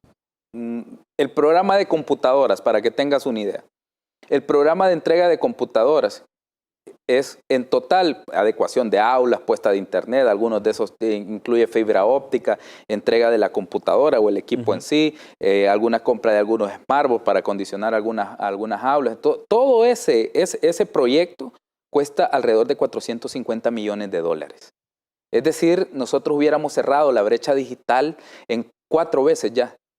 Hubiéramos dotado a 4 generaciones de un conocimiento sobre tecnologías de la computación que ahora mismo nosotros estuviéramos viendo los frutos. Pero en el pasado eso se dejó abandonado. Por una parte por miedo, otra parte también, y esta creo que es la principal, por los pactos de poder que tenían con algunos malos grupos empresariales o malos empresarios que creen que financiando campañas políticas pueden evadir sus responsabilidades tributarias. Y en este caso, pues, como el mismo presidente lo ha dicho, el único compromiso que el gobierno del presidente Bukele tiene es con la población. No quiere decir que los empresarios sean nuestros enemigos o sean malos. Ellos son nuestros mejores amigos y como yo he dicho siempre, les vamos a dar un trato VIP, les vamos a ayudar a hacer todos sus pagos, les vamos a facilitar el cumplimiento tributario en el marco de la ley. Nada más. Tienen que pagar sus impuestos y van a ser tratados como nuestros mejores amigos. ¿Hacia dónde va la segunda fase del plan antievasión? Eso es lo interesante de esto, porque la primera fase del plan antievasión es un despliegue para devolverle al Ministerio de Hacienda esa autoridad que perdió con los años. Parecía que el Ministerio de Hacienda era una figura meramente decorativa, de la cual cualquiera se podía burlar. Y te lo digo con mucha propiedad, porque yo vengo del sector privado. Y yo escuché en el pasado a muchos de mis clientes decir, es un correo de Hacienda. No, pero por correo no vale, ahí déjalo. No importa, no van a venir. Y te lo digo, esas son las experiencias que yo escuché estando del otro lado, en el sector privado, de algunos, como digo, malos empresarios. Decir, no van a venir, ahí déjalo, no le hagas caso. Y uno como contador, ¿verdad? O como auditor llegaba, mire, señor, pero tiene que presentar, yo voy a presentar la documentación. Y no sé, al final terminaban cortándonos la cuenta, ¿verdad? Porque decía, ustedes no nos ayudan en nada. Pero esa mala cultura tributaria teníamos. Entonces hicimos un primer despliegue para recordar que el Ministerio de Hacienda es una autoridad en este país y como tal debe respetarse. Y que estábamos firmemente decididos a que íbamos a ir a perseguir la evasión fiscal. Y creo que ahora, en el ideario colectivo, esa cultura está cambiando. Así generas cultura tributaria de pago, marcando precedentes. persiguiendo la evasión fiscal y disuadiendo el delito. Porque te lo juro que ahora mucha gente antes de cometer un fraude fiscal se lo piensa 2 veces. Dice, yo no quiero aparecer en un jueves de evasores. Y mucha gente me lo dice incluso, ¿verdad? No queremos aparecer en un jueves de evasores, aquí venimos a pagar. Y como yo siempre les digo, lleguen a Hacienda, nosotros no tenemos ningún problema con ustedes siempre y cuando nos paguen. Y los vamos a seguir recibiendo como clientes VIP. Entonces, en la primera fase, despliegue de autoridad y presencia. Ahora justamente vamos a la etapa de inteligencia fiscal, cruce de datos y dotación o continuar fortaleciendo los equipos que van a auditar. Vamos a hacer mejores auditorías. A partir del mes pasado, las declaraciones del impuesto al valor agregado o impuesto a la transferencia de bienes muebles y a la prestación de servicios, lo que conocemos como IVA, ¿no? Se presentan subiendo los anexos de todas las compras y ventas que tú has tenido en el mes. Entonces, ¿qué es lo que va a suceder, Armando? Que yo voy a declarar una compra que tú me vendiste, pero probablemente tú no vas a declarar tu factura porque tú eres un mal empresario y quieres evadir el impuesto. Entonces, no vas a declarar tu factura en tu declaración. Pero como el anexo que yo subo a la página o al portal del Ministerio de Hacienda refleja que tú me vendiste, entonces en automático va a saltar un vector de error en el Ministerio de Hacienda, lo cual va a permitir que nosotros mandemos una notificación también a los contribuyentes que deben de ir a modificar su declaración. Entonces, ¿qué es lo que generamos con eso? Una responsabilidad compartida, porque ya no solo el Ministerio de Hacienda el que persigue la evasión. Yo, si soy un empresario responsable, inmediatamente yo lo que haría es levantar mi teléfono y decirte, Armando, ¿qué está pasando? Te compré a ti porque te tengo confianza y somos amigos, pero ahora resulta que tú estás evadiendo impuestos y Hacienda me va a venir a auditar a mí por tu evasión. Entonces, ¿qué tú vas a hacer? Vas a modificar tu declaración para no meter en problema la relación comercial conmigo, porque si no, ya no vas a vender. Creas esa cultura también de responsabilidad. Ministro, quiero dejar planteada esta pregunta. ¿Cuánto más o menos es el cálculo que se puede recaudar con esta segunda fase del plan antievasión? Le dejo la pregunta, la respondemos luego de la pausa. Quédese con nosotros, estamos hablando con Alejandro Zelaya, ministro de Hacienda esta noche. Alejandro Zelaya, ministro de Hacienda, sobre esta primera y segunda fase del plan antievasión. De hecho, esta segunda fase fue lanzada ayer con una dotación importante de equipos. Pero bueno, le dejaba una pregunta planteada, ministro, y es más o menos cuánto es el cálculo que se puede proyectar con el tema de la recaudación en esta segunda fase del plan antievasión. Nosotros en la primera fase, como sabíamos que primero había que posicionar en el top of mind de todos los ciudadanos de que nos están robando, ¿no? Y que acompañaran esa lucha junto a nosotros. Y creo que la gente lo ha entendido. Ahora lo ha entendido muy bien. Creo que nos ha costado también muchísimo. Recibimos presiones de algunos grupos de poder que nos dijeran van a ahuyentar la inversión. No se ha ido nadie. Al contrario, se incrementando. Estamos dinamizando la economía, de hecho. Entonces, y hemos sido garantes de todos los derechos de los contribuyentes. Eso sí, no se le ha violentado su derecho a ninguna persona. Entonces, nosotros proyectamos para la primera fase alrededor de 350 millones. Gracias a Dios estuvimos muy cerca de la meta, 345 millones, que es sumamente alto para una planificación de algo que nunca se había hecho en el país. Entonces, para esta fase le apostamos entre 400 y 450 millones. Así que, porque tampoco vamos a decir que vamos a eliminar la evasión fiscal de un tajo, sería demasiado ilusorio, ¿no? No vamos a poder recuperar los 2.000 millones que se pierden por año, pero creo que si progresivamente vamos incrementando la persecución a la evasión, ese porcentaje que se va perdiendo se va a reducir significativamente. Y me imagino yo también que con algunas reformas de ley que se puedan venir, hoy con la conformación de la nueva Asamblea Legislativa, todavía el tema de la evasión, el plan antievasión, se va a impulsar aún más. Claro, a nosotros de hecho nos hace falta una herramienta importante en el Código Tributario, que fue declarado inconstitucional en el año 2014 por resolución de la Sala, que es el capítulo de precios de transferencia del Código Tributario. ¿Por qué? Porque hacía referencia a una legislación o una normativa de la OCDE que por temas de constitución no se podía básicamente empeñar la soberanía supeditándose a una regulación extranjera para normar la tributación en El Salvador. Entonces ya hemos hecho el análisis, hemos superado los vicios de inconstitucionalidad que se tenían en el año 2014 y esperamos que esta vez pues se pueda dar un acompañamiento del sector justicia para la administración tributaria. ¿Por qué, Armando? Porque yo veo cómo en algún momento, por ejemplo, se sacó un amparo para un caso que nosotros teníamos de evasión, donde la Corte Constitucional o la Sala de lo Constitucional nos impidió ir a buscar la evasión de una compañía durante 3 años hacia adelante. Y fue un caso bien sonado, eran una evasión millonaria y se protegió al evasor, porque literalmente la Cámara, según la Cámara Tercera de lo Penal, ratificó que había evasión fiscal, solo que puso que era evasión no intencionada y puso, bueno, que cambie de casilla, que los ponga como ingresos grabados en vez de ponerlos como ingresos no grabados y que vaya a pagar, pero la Sala de lo Constitucional luego sacó una resolución donde básicamente dijo no lo pueden auditar. Me pareció sumamente extraño porque cuando el decreto 127 se emitió en el año 2018 y se borraron deudas tributarias por 280 millones en esa fecha, todos los amigos que nos están viendo pueden buscar decreto 127 del año 2018, si no mal recuerdo fue en el mes de octubre que se emitió. Dejó sin efecto todas las auditorías que estuviera realizando el Ministerio de Hacienda a esa fecha y que estuvieran en fase administrativa. El fisco perdió de El Salvador 280 millones que estaban ya preliminarmente tasados y habían algunas auditorías que todavía estaban en curso que no habían llegado a tasación. Ahí hay una serie de empresas, ¿no?, que fueron beneficiadas con ese decreto legislativo. Y aunque se puso el recurso de inconstitucionalidad por la pérdida de esos recursos, porque básicamente fue un robo descarado, la sala no resolvió. Entonces, vemos cómo se protege a los robos descarados en el pasado por el sector justicia. No recuerdo si fue la conformación de la actual sala o fue la conformación de la sala anterior, pero se emitió y con el decreto 127 no se pronunciaron para nada y se robaron 280 millones.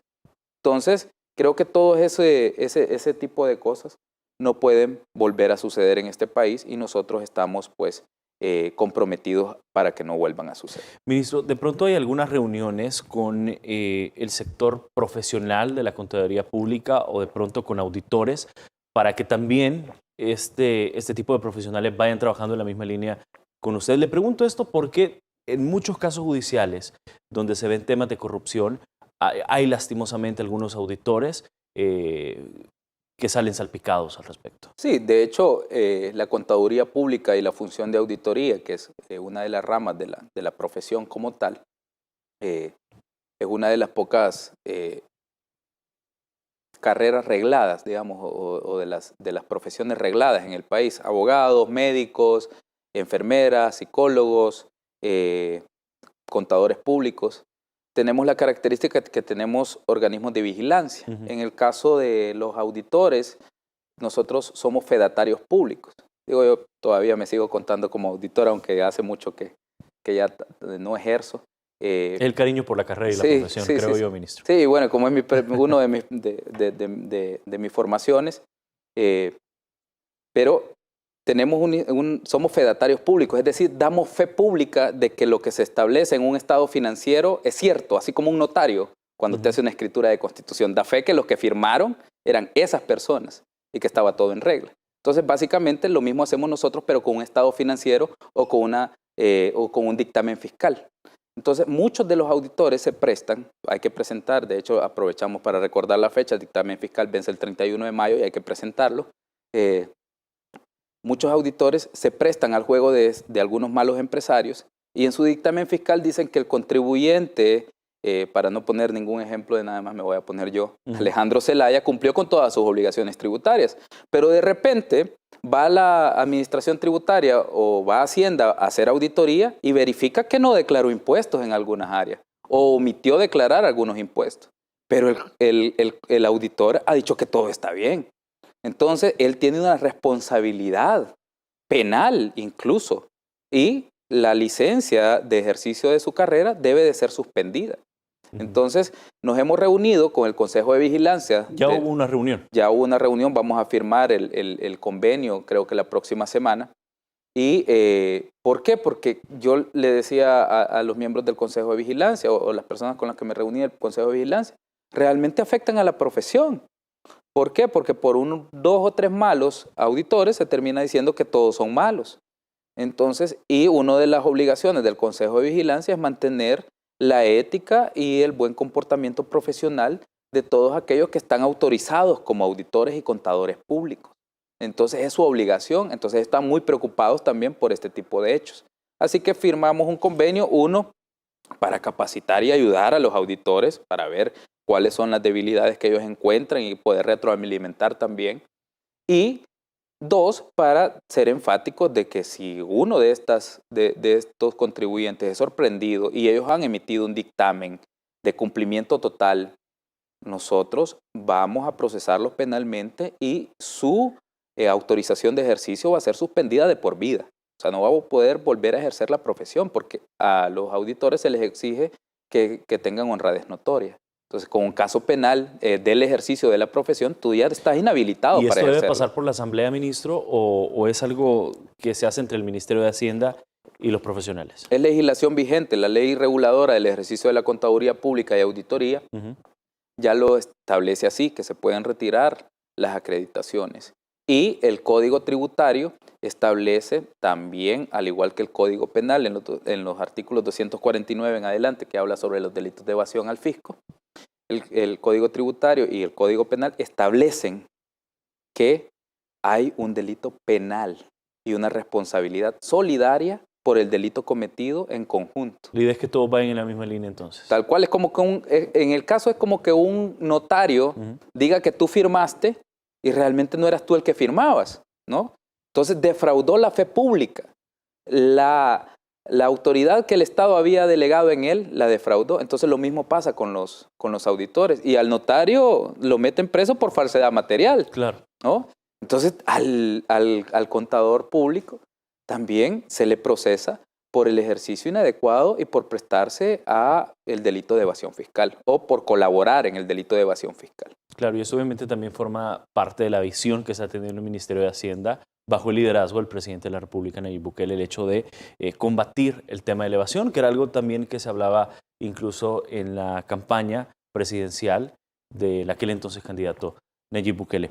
Hay otros temas también, ministro, importantes que hay que conversar y es sobre todo el apoyo estratégico que está recibiendo nuestro país de organismos internacionales financieros para poder reactivar la economía en nuestro país. Hoy, de hecho, conocimos que el Banco Centroamericano de Integración Económica, el BCE, va a dar un financiamiento de 600 millones de dólares para reactivar la economía. Entiendo yo, es la cifra más grande en la historia. En 61 años del BCE, de hecho, yo no recordaba exactamente los años de fundación del BCE. Creo que en una entrevista a la ligera dije, bueno, 65 años más o menos que tiene de fundación el BCE. Hoy el presidente ejecutivo del BCE nos corregía y dice, no, son 61 años de fundación, ¿no? Pero más o menos cercana a la cifra, ¿no? Claro. Nos equivocamos por 4 años. El caso es que en 61 años de fundación del BCE, nunca se ha aprobado una operación de este tipo. Jamás se le ha tenido tanta confianza a un gobierno, ni se ha tenido un programa tan sólido de recuperación económica que pueda desembolsarse esa cantidad. Claro. De hecho, ministro, para que tengamos un poco de contexto, quiero explicarle al pueblo salvadoreño que el Banco Centroamericano de Integración Económica aprobó por unanimidad un desembolso de 600 millones de dólares para el financiamiento del programa de apoyo a las medidas de recuperación de la empresa y el empleo en nuestro país, siendo el mayor financiamiento aprobado por esta entidad regional, tal como lo decía el ministro de Hacienda. Pero para tener un poco de contexto, quiero presentarle la siguiente nota. En 61 años del BCE nunca se había aprobado una operación de tal envergadura. El día de ayer se aprobaron 600 millones para la recuperación económica de El Salvador. Desde la llegada del presidente Bukele al gobierno salvadoreño, muchas ventanas de financiamiento se han abierto. Muestra de ello es la aprobación que por unanimidad los directivos del Banco Centroamericano de Integración Económica realizaron. Con esta acción muestran confianza por el buen manejo no solo de las finanzas públicas, sino también de la pandemia. Es un plazo total de 20 años, que incluye 5 años de gracia a una tasa de interés anual indicativa de 2.5%. es decir, sumamente concesional. La puesta en marcha del Plan para la Reactivación Económica post-pandemia por el Ejecutivo ha sido reconocido por los representantes del BESIE. Es por ello que también han querido hacer historia con este desembolso más grande en la existencia del organismo. Va a salir fortalecido de esta crisis. Y qué bueno que sea de la mano de nuestros buenos amigos del BESI, pero aún falta mucho por hacer. Aún falta mucho por construir y aún falta mucha población por atender. Según las autoridades, con la estrategia se pretende apoyar a aquellos rubros más afectados por la pandemia, sobre todo a las más de 24,000 micro, pequeñas y medianas empresas. Vamos a invertir en la recuperación económica del país, vamos a ayudar a aquellos sectores que todavía siguen siendo afectados. Nuestro sector turismo no se termina de recuperar, a pesar de que ha tenido un muy buen desempeño en comparación con los países de la región. Este importante anuncio lo brindó el ministro de Hacienda en una conferencia de prensa, en la que también se contó con la participación vía videollamada del presidente ejecutivo del BESIE, Dante Mossi, y de Luis Rodríguez, director del BESIE para el. Importante, obviamente, esta nota que estábamos viendo y escuchando. ¿Cómo se logra este financiamiento? ¿Qué parámetros se tomó en cuenta para dar este fondo, que ya lo decía, es el fondo más grande que se le ha dado al país desde el funcionamiento del BESI? No, de hecho es el financiamiento más grande en la historia del BESI. Del BESI. Del BESI. Nunca ha tenido una operación más grande que esta. Creo que la operación más cercana, creo que fue la de Panamá, para el metro de Panamá, que fueron creo que por 450 millones, si no mal recuerdo. Pero nunca ha tenido un desembolso de este tipo. ¿Qué parámetros tuvimos que cumplir, ministro? Evidentemente tuvimos que presentar un proyecto, tenemos que presentar mecanismos de rendición de cuentas, tuvimos que presentar mecanismos de transparencia, digamos, en paralelo a cómo se ejecutan el proyecto. También presentamos nuestra estrategia de crecimiento y desarrollo económico para los próximos 5 años. Luego de eso tuvimos que ir a negociar y presentar este proyecto a todos los directores. Yo hablé con los gobernadores del banco, que son los ministros de Hacienda de los socios fundadores, que en este caso son Guatemala, Costa Rica, Guatemala, Costa Rica, Nicaragua, Honduras y El Salvador, y Dominicana. Entonces, esos son los gobernadores. Tuvimos que hablar con ellos para convencerlos de que aprobaran la operación y presentarles un plan. Convencimos a todos, se presentó, estamos negociando desde enero esta operación en el marco de la recuperación económica, y creo que ellos vieron y constataron que el trabajo que el presidente Nayib Bukele está realizando en El Salvador es un trabajo serio, responsable, un trabajo que tiene visión de largo plazo y que por sobre todo tiene como centro al pueblo salvadoreño, que eso es muy importante, ¿no? Creo que la visión de las finanzas públicas a nivel mundial ha cambiado. Ahora mismo la visión que está imperando es la que tiene como centro el ser humano, y el BESI entendió bien cuál es el futuro sobre las gestiones públicas. Así que aprobaron esta operación que demuestra confianza en la gestión del presidente Bukele, que nos convierte nuevamente en un país referente para la región, ya no solo en materia de vacunación, sino en materia también de recuperación económica, que de hecho la vacunación y cómo se avanza en la vacunación es otro de los aspectos que se toman en cuenta, porque tú no le das a un país 600 millones para recuperación económica cuando ni tan siquiera están vacunando o cuando tienen las UCI llenas. Entonces, porque eso y no ves tampoco una muestra de que la economía vaya despegando. Correcto. ¿Por qué? Porque ellos tienen que asegurarse una fuente de repago. Claro. Y si la economía se ve que se va a estancar más por toda la emergencia sanitaria que está pasando, que lamentamos mucho que esté sucediendo, pero en países de la región como Costa Rica, Guatemala, que han sido siempre los países referentes. Guatemala es una economía de 17 millones de personas, con una cantidad de recursos que ya quisiera tener El Salvador y con una extensión territorial que ni por cerca ni por cerca tenemos. Claro. Entonces, igual, estos dos países tienen unos problemas muy graves ahora. Entonces, y han sido economías muy fuertes. Claro, ¿no? Y de hecho, solo para dar un dato al pueblo salvadoreño, ya llevamos 800,000 salvadoreños los vacunados. Estamos hablando del 12% de la población de nuestro país, es decir, una cantidad sumamente grande, con un ritmo acelerado de vacunación. El presidente destacaba ayer, nosotros somos líderes latinoamericanos en vacunación. Claro. Pero Armando, es que de verdad, quizá para aquellas personas que no le dan mucho seguimiento a la historia, o a los que se les olvida la historia por decisión propia, es que nunca hemos sido referentes en nada que no sea violencia. O corrupción. O corrupción. Y así fue la historia de El Salvador durante los últimos 30 años. Jamás fuimos referencia en nada. Yo recuerdo que revisaba noticias internacionales en el pasado y lo que salía es procesan al expresidente Flores, procesan al expresidente Saca, Mauricio Funes huye hacia Nicaragua con 351 millones. Ese tipo de titulares era el que recibíamos. Éramos referentes en ese tipo de noticias.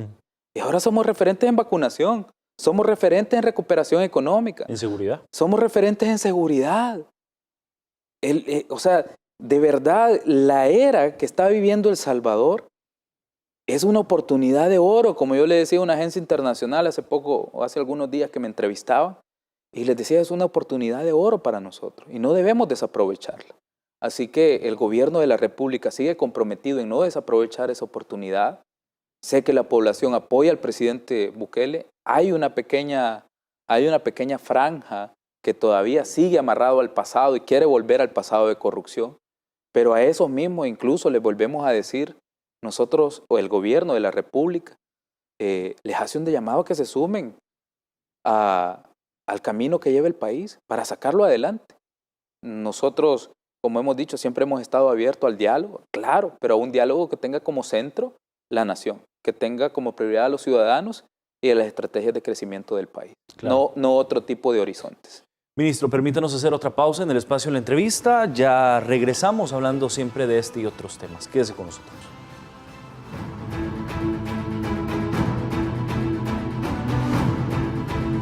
Estar con nosotros en el espacio de la entrevista. Estamos conversando esta noche con Alejandro Zelaya, ministro de Hacienda, sobre todos estos temas fiscales y, por supuesto, sobre este apoyo financiero que se está dando por parte del Banco Centroamericano de Integración Económica. Entonces, solo para terminar y concluir este tema, el BCE con la aprobación de este financiamiento de los $600 millones para la reactivación de la economía de nuestro país, ¿hacia dónde van a ir estos fondos? ¿Cómo van a ser inyectados? Están, de hecho, otra de las virtudes que tiene la aprobación de la operación de este día es, Armando, que el destino de los fondos está orientado a recuperación económica. Ellos vieron nuestro programa de recuperación económica que implementamos con Bandesal y les ha gustado mucho. Pero también tiene la versatilidad que si existe un sector que no ha sido atendido, se puede valorar, invertir en eso. Y hay una, digamos, de cierta forma hay una disponibilidad amplia, siempre en el marco del destino, que es la recuperación económica. Entonces podemos repagar CETES, podemos implementar un nuevo programa de recuperación económica, podemos financiar algunos de los que ya estén ahí y que se hayan quedado sin financiamiento porque se acabó y quedó, creo que tú lo viste, Juan Pablo Durán, el presidente de Bandesal, fue hace algunos días a solicitar una reforma porque había gente que no había sido beneficiada, claro. Y había quedado unos fondos que sobraron de los subsidios y luego se pasaron para créditos, ¿no? Y viceversa, algunos hicieron varios cambios en ese sentido. Entonces tiene esa versatilidad. Tasa de 2.5% anual, sumamente concesional, 20 años de plazo y 5 años de gracia, es decir, sin pagar nada. A partir del año 5 en adelante nosotros empezamos a realizar los pagos. Entonces nos están ayudando muchísimo, han confiado en nosotros, al igual que muchos multilaterales. De hecho, al final de la tarde, a eso de las 6 de la tarde, terminamos una reunión. Vi en redes que se reunió con la gente del BCE, ¿no? Perdón, la gente del BID. Del BID. De hecho, nos reunimos con el presidente del BID, con Mauricio Claver Carone, este día también, al final de la tarde. También estaba el vicepresidente de países, Richard Martínez, y evidentemente el representante del BID en El Salvador, César Falconi. Hablamos ahora acerca de las estrategias de desarrollo de El Salvador también y para continuar el acompañamiento del BID al desarrollo de esas estrategias. ¿Por qué digo que esto es importante? Es sumamente inusual que un ministro de Hacienda y sobre todo de un ministro de Hacienda de un país pequeño, ¿no? Reciba o tenga conversaciones con 2 presidentes de multilaterales incluso el mismo día, ¿no? A menos que estés en la Spring Meeting del Fondo Monetario. Claro, y en años anteriores incluso ningún ministro de Hacienda era recibido por el calibre, digamos, de este autoridad, tipo de autoridades en los organismos internacionales. Y al final, Armando, como te lo decía, extracámara, no soy yo, ni es el Ministerio de Hacienda, es El Salvador y la estrategia del presidente Bukele. Porque la verdad, nosotros lo único que hacemos es ejecutar muchas de las decisiones que el presidente toma, ¿no? Que es una persona muy hábil, muy visionaria y que tiene una visión de largo plazo que en muy pocas personas yo la he visto. Entonces nosotros implementamos buena parte de sus estrategias y justamente por eso tenemos el respeto que tenemos con los multilaterales. Somos de los países más estables en la región. Como se lo decía yo ahora a la gente del BID, nosotros vamos a hacer un laboratorio de historias de éxito. Un laboratorio de historias de éxito. Tenemos los consensos políticos necesarios y tenemos también la visión necesaria y el ímpetu para sacar adelante este país. Cuando usted habla sobre el crecimiento económico y obviamente la confianza de organismos internacionales como el BID o como el BESIE, por ejemplo, que son organismos internacionales que apoyan con financiamiento a países, ¿qué indicadores favorables podemos destacar, por ejemplo, en la recuperación económica que elevan las perspectivas económicas como tal del país? Bueno, nosotros hicimos una inyección del FIREMPRESA y todo del decreto 640, que era el de la reactivación económica, el 15 de octubre. Fuimos de los primeros países en invertir en la reactivación. Apoyamos a nuestros empresarios a través de planes de subsidio, pagando media planilla de los empleados que estuvieron durante la pandemia. Atrasamos el pago de impuestos. Hemos generado confianza a través de la facilitación del comercio, que muy bien ha estado implementando nuestra ministra de Economía, María Luisa Jayent. De hecho, hay un plan piloto entre El Salvador y Guatemala también para agilizar todo el tema de mercancías, ¿no? Correcto. Hemos modernizado nuestras aduanas son de las más modernas en la región. Nuestro sistema de detección de riesgos también es de los más modernos en la región. Somos aduanas muy ágiles, pero todavía vamos a mejorar mucho más. Así que todos esos indicadores, la seguridad jurídica, planes que generan credibilidad a nivel internacional, un horizonte bien definido con el plan despegue económico, un consenso político necesario ahora con la mayoría en la Asamblea Legislativa, un líder que tiene mucho apoyo popular. Reconocimiento mundial. Correcto. Además de todo eso, todos esos componentes hacen, Armando, que tengamos ese círculo virtuoso para que los multilaterales y otras entidades nos crean, ¿no? Así que también la persecución de la evasión fiscal, porque ellos ven que también nosotros estamos haciendo esfuerzos, la implementación de factura electrónica, ¿no? Entonces ven que realmente nos estamos esforzando y que tenemos un plan muy, muy consistente y que lo seguimos. Acompañado, creo yo, ministro, con el tema del buen manejo de la pandemia, que no solo ha sido reconocido por entidades como, por ejemplo, Estados Unidos a través de su embajada o organismos internacionales financieros. Está siendo reconocido el país también por la Organización Mundial de la Salud, que es el referente de la salud en el mundo. Sí, yo recuerdo al secretario general de la Organización Mundial de la Salud, al doctor Tedros, creo que se pronuncia como el nombre griego, no sé si me sale bien la pronunciación, pero creo que se pronuncia Tedros, su apellido, y se reunió con el ministro Alaví para reconocer y de hecho pidió toda la documentación, ¿no?, de cómo se habían tratado médicamente la pandemia para poder replicar en otros países esta misma estrategia, ¿no? Entonces, creemos que convertirnos en referentes ha sido una muy buena lección o una muy buena oportunidad para el país, para que nos vuelvan a ver. Pero evidentemente tenemos muchísimo más. Esta ha sido una situación coyuntural de la cual hemos salido muy bien, gracias a Dios. Tenemos un Ministerio de Salud que ha velado y también tenemos a un presidente que ha preponderado la vida por sobre la economía. Y luego ahora nos toca hacer una buena recuperación económica que sin duda estoy completamente seguro que la vamos a hacer muy bien. Así que todo este tipo de cosas, Armando, nos ayudan a mejorar cada día, pero todavía, como lo dije hoy en la mañana, nos hace falta todavía mucho más. Porque el bache en el que dejaron el país los gobiernos de Arena y del FMLN ha sido terrible y no han cesado en sus intentos de bloqueo. Yo sigo todavía con las operaciones de la brecha presupuestaria sin aprobar. Es decir, han estado tratando de ahogarnos financieramente, ¿no? Entonces, pero gracias a Dios esto se termina a partir del sábado, que es 1 de mayo, y asume también la nueva Asamblea Legislativa. Claro. A ver, esta Asamblea Legislativa, es importante decirlo, se van sin una evaluación, sin una rendición de cuentas, se van con señalamientos fuertes de tema de corrupción, plaza fantasmas, y vemos incluso algunas entidades como la Corte de Cuentas de la República, la gran ausente en esto. Sí, de hecho, la Corte de Cuentas todavía sigue sin respondernos dónde fueron a parar 200 millones que se le dieron a los alcaldes durante la emergencia por COVID-19. Y los alcaldes incluso se van y no hay rendición de cuentas. Tampoco hay rendición de cuentas y se le entregaron, como vuelvo a repetir, 200 millones del erario público que vamos a pagar todos los salvadoreños y ellos no han rendido cuentas. Yo siempre he dicho, el Ejecutivo nunca ha estado en contra de que rindan cuentas, pero tan funcionarios somos nosotros como son funcionarios los alcaldes, ¿no? Entonces hay que averiguar y ojalá que los nuevos alcaldes cuando lleguen verifiquen dónde fueron a parar esos fondos y si no fueron a parar a las necesidades de la población, pues les tocará pagar con cárcel.